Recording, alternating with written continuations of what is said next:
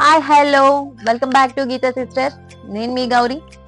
ఈరోజు మనం ఈ వీడియోలో చౌహాన్ క్యూ మెథడ్లో ఎగ్ సెల్స్ అండ్ వెనిగర్తో ఫెర్టిలైజర్ ఎలా చేసుకోవాలో చూద్దాం.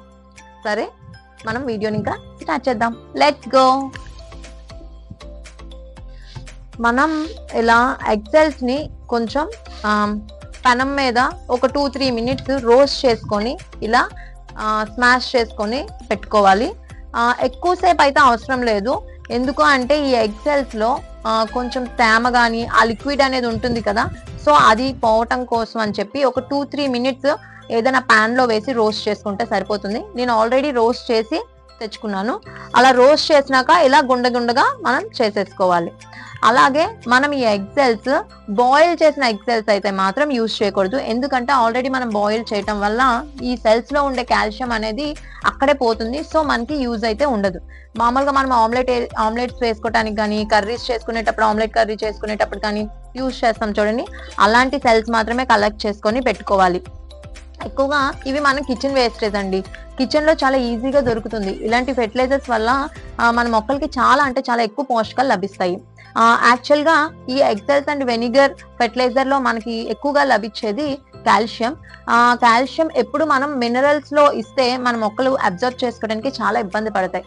సో దాన్ని మనం అవి అబ్జర్వ్ చేసుకునే విధంగా మనం చేంజ్ చేసుకొని మనం మొక్కలకి ఇచ్చుకోవాలి. అది ఈ వెనిగర్ అండ్ ఈ ఎగ్ సెల్స్ తో చేసుకునే దాంట్లో ఫెర్టిలైజర్ లో మనకి calcium carbonate and calcium phosphate అనేది బాగా లభిస్తుంది. సో మనం మెయిన్ గా మొక్కలకి కాల్షియం ఎందుకు ఇవ్వాలి అంటే, మీరు చాలా మొక్కల్లో అబ్జర్వ్ చేస్తూనే ఉంటారు, ఫ్లవరింగ్ అనేది సమంగా రాకపోవడం, అంటే పువ్వు వంకర టింకర్ గా రావటం, లేదా కాయలు మనకి కాసాక ఇంత కాయలు అయినాక రాలిపోతూ ఉంటాయి. అలాంటప్పుడు లేదు అంటే లీవ్స్ మనకి ఆకులు కొంచెం పేల్గా కొంచెం ఎల్లో కలర్ గా ఎల్లో కలర్ గా అట్లా మారిపోతూ ఉంటాయి కదా, అలాంటప్పుడు మనకి ఇలాంటి జరిగేటప్పుడల్లా మనకి ఆ ప్లాంట్ కి కాల్షియం తక్కువ అయిందని మనం అర్థం చేసుకోవాలి. అంటే దానికి కాల్షియం అవసరం ఆ స్టేజ్ లో అని చెప్పి మనం అర్థం చేసుకొని ఈ ఫెర్టిలైజర్ అనేది మనం ఆ మొక్కలకి ఇస్తే కాల్షియం అనేది వాటికి మంచిగా లభిస్తుంది. అలాగే ఈ కాల్షియం ఇవ్వటం వల్ల ఆ ప్లాంట్స్ అనేవి చాలా హెల్దీగా ఉంటాయి. అలాగే ఎక్కువ ఫ్రెష్ గా, షైనీగా అండ్ గ్రీనరీగా కూడా మనకి బాగా కనిపిస్తాయి. అలాగే ఫ్రూట్ ప్లాంట్స్ అయితే ఫ్రూట్స్ కూడా చాలా ఎక్కువగానే మనకి వస్తాయి. సో ఇప్పుడు మనం ఈ వెనిగర్ అండ్ ఎగ్ సెల్స్ తో ఫెర్టిలైజర్ చౌహాన్ క్యూ మెథడ్ లో ఎలా చేసుకోవాలో చూద్దాం. Thank you for watching and happy gardening. మనం ఇలా ఒక ప్లాస్టిక్ కంటైనర్ కానీ, లేదు అంటే గ్లాస్ జార్ ఉంటే ఇంకా బెస్ట్. గ్లాస్ జార్ అయితే ఇంకా మంచిగా ఉంటుంది. లేకపోయినా ప్లాస్టిక్ కంటైనర్ అయినా ఓకే. బట్ మెటల్ కంటైనర్స్ లో, స్టీల్ వాటిల్లో, సిల్వర్ వాటిల్లో మాత్రం మనం ఎప్పుడు ఈ ఫెర్టిలైజర్ అనే కాదు ఏ ఫెర్టిలైజర్స్ చేయకూడదు. సో రెగ్యులర్ గా మనం యూజ్ చేసే వెనిగర్ అనండి, మనము కుకింగ్ లో యూజ్ చేస్తాం తెలుసు కదా, ఆ వెనిగరే. సో నేను ఇక్కడ ఇది ఒక 600 ml వెనిగర్ చూస్తున్నారు కదా, నేను వెనిగర్ ఇలా వేసుకుంటున్నా బాటిల్లో. నేను ఒక 500 ml వెనిగర్ వేసుకున్నాను. సో నేను అందులో, నా దగ్గర ఎగ్ సెల్స్ చాలా ఎక్కువ క్వాంటిటీ ఉంది.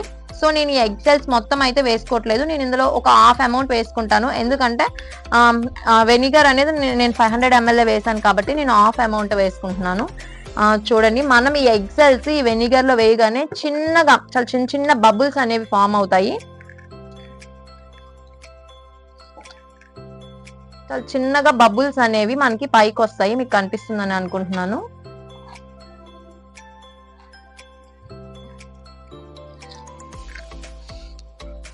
మనకి ఇలా బబుల్స్ వచ్చి మనం ఒక 3 days దీన్ని మనం ఇలా వదిలేస్తే దీని లిక్విడ్ అనేది మనకి ప్లాంట్స్ కి యూజ్ చేయడానికి సరిపోతుంది.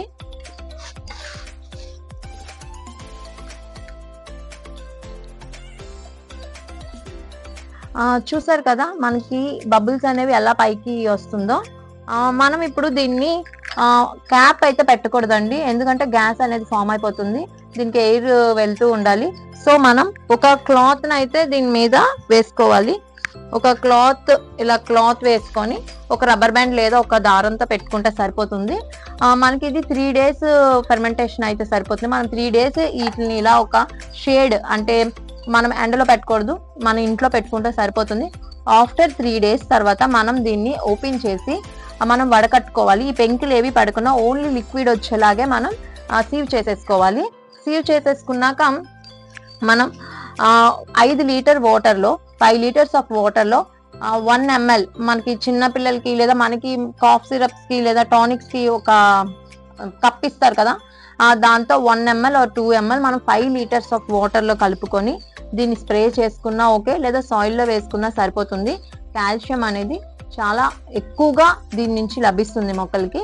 సో ఈ వీడియో మీ అందరికీ యూజ్ అయిందని అనుకుంటున్నాను.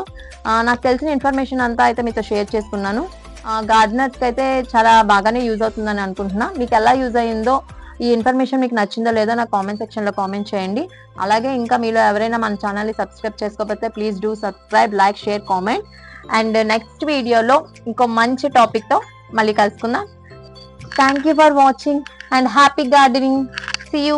Bye.